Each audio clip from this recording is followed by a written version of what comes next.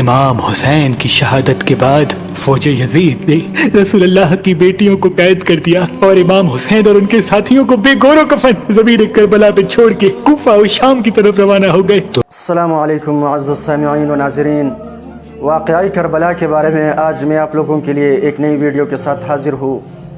اس video میں یہ واقعہ ذکر ہوا ہے کہ امام حسین علیہ السلام کو جب شہید کر دیا، بے دردی کے ساتھ شہید کر دیا، اور یزید کی حکومت تھی، مسلمانوں کی حکومت تھی۔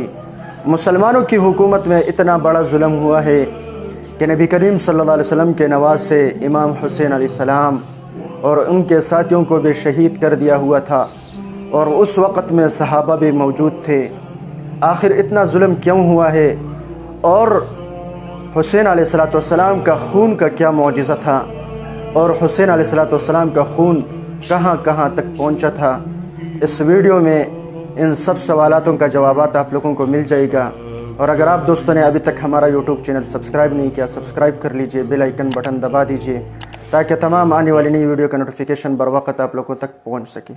امام حسین کی شہادت کے بعد فوج یزید نے رسول اللہ کی بیٹیوں کو قید کر دیا اور امام حسین اور ان کے ساتھیوں کو بے گور و کفن زمین کربلا پہ چھوڑ کے کوفہ و شام کی طرف روانہ ہو گئے۔ تو یوں رسول اللہ کا نواسا زمین کربلا پہ بے گور و کفن پڑا رہا۔ اتنے میں ایک کبوتر آسمان سے اڑتا ہوا جب زمین کربلا سے گزرا تو وہ رسول اللہ کی مہک کو محسوس کرنے لگا اور دیکھا کہ امام حسین علیہ السلام کا جسم زمین کربلا پہ بکھرا ہوا ہے، تو وہ چیختا ہوا آسمان میں پرواز کرتا رہا اور دوسرے پرندوں سے کہنے لگا کہ قیامت آ گئی، بی بی فاطمہ زہرا کے بیٹے کو قتل کر دیا گیا اور رسول اللہ کے خاندان کا خون زمین کربلا پہ بکھرا ہوا ہے۔ تو یوں کبوتر کربلا میں آ کر مقتل گاہ میں پھرنے لگے اور امام حسین علیہ السلام کے غم میں رونے لگے اور امام حسین کے خون کو اپنے پروں پہ لگانے لگے۔ ان کبوتروں میں سے ایک کبوتر امام حسین کے خون کو اپنے پروں میں لے کے مکے کی طرف روانہ ہوا، دوسرا کبوتر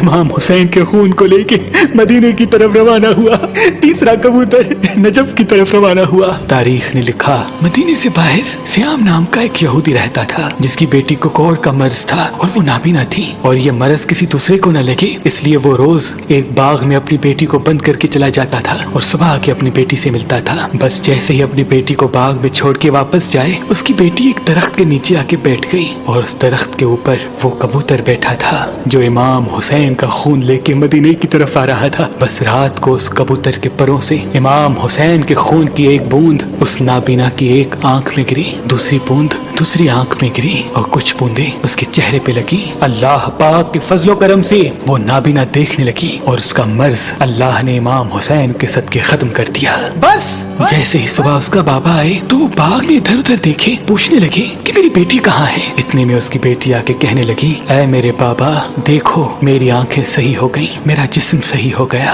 میری بیماری ختم ہو گئی۔ اس کے بابا نے پوچھا یہ کیسے ہوا؟ اس کی بیٹی رو کے کہنے لگی، بابا جس درخت کے نیچے میں سو رہی تھی اس کے اوپر ایک کبوتر بیٹھا تھا جو پوری رات روتا رہا اور اس کا خون میرے جسم پہ گرتا رہا۔ بس جیسے ہی میں نے آنکھیں کھول کے دیکھنا چاہا تب سے مجھے ہر چیز نظر آ رہی ہے۔ اس شخص نے معلوم کیا تو اس کو معلوم ہوا کہ امام حسین علیہ السلام کا قتل ہو گیا اور اس کبوتر کے پروں میں امام حسین کا خون لگا ہوا تھا جس کے معجزے سے اس کی بیٹی کو شفا ملی۔ وہ رسول اللہ پہ ایمان لے کے آیا اور مسلمان بن کے اپنی زندگی گزارنے لگا۔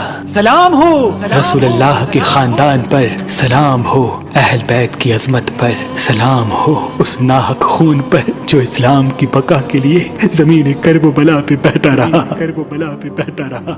معزز خواتین اور حضرات، امید ہے یہ ویڈیو آپ لوگوں کو پسند آئی ہوگی۔ اس ویڈیو میں اس بات کا ذکر ہے کہ امام حسین علیہ السلام کو جب واقعہ کربلا میں شہید کر دیا تھا، بے دردی کے ساتھ شہید کر دیا تھا، اور جب پرندے آئی اور اس کا خون دیکھا اور اس کا خون کو اپنے پروں میں لے کر گئی، کہاں کہاں تک پہنچ گئی، اور اس کا خون کا معجزہ کیا تھا۔